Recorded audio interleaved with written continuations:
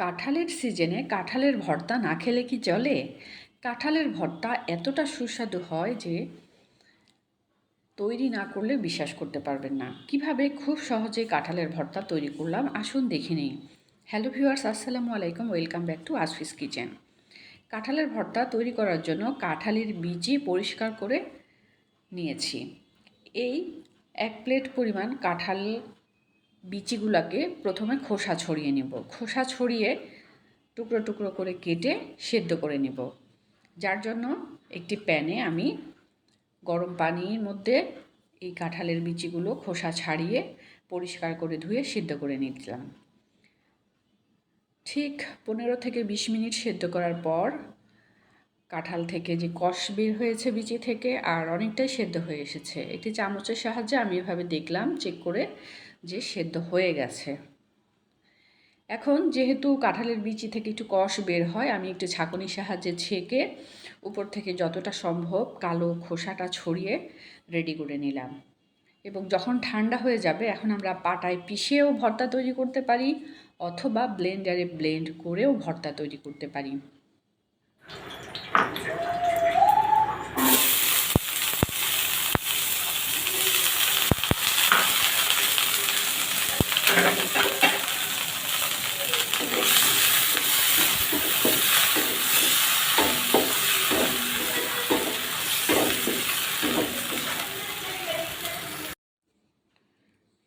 পেঁয়াজ এবং শুকনা লাল মরিচ ভেজে নিলাম ভর্তায় ব্যবহার করার জন্য। চাইলে আপনারা কাঁচা মরিচ, কাঁচা পেঁয়াজ দিয়েও করে নিতে পারেন।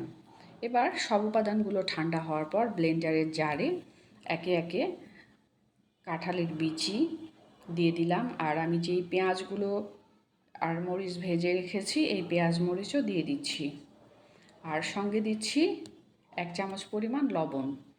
সব উপাদান স্বাদ মতো আপনারা দিবেন। মরিচের পরিমাণ ঝাল বেশি খাইতে চাইলে বাড়িয়ে দিবেন অথবা কম খেতে চাইলে কমিয়ে দিবেন। এবার ভালো মতো ব্লেন্ডারে ব্লেন্ড করে নেব, আর সঙ্গে আমরা অল্প পরিমাণ পানি দিতে পারি যদি ব্লেন্ডারে ব্লেন্ড করেন। সামান্য, খুব বেশি দিলে আবার পাতলা হয়ে যাবে, ভালো লাগবে না। একটি প্লেটে সরিষার তেলের মধ্যে আমি দিয়ে দিচ্ছি যেই ব্লেন্ডারে ব্লেন্ড করা কাঁঠালের বিচিগুলো। সব কিছু দেওয়ার পর হাতে মাখিয়ে নিতে হবে। হাতের সাহায্যে না মাখালে সব অংশে সব কিছু সমানভাবে লাগবে না।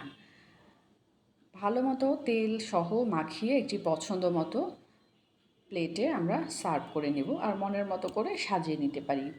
খুব সহজেই রেডি হয়ে গেল সুস্বাদু কাঁঠালের বিচির ভর্তা।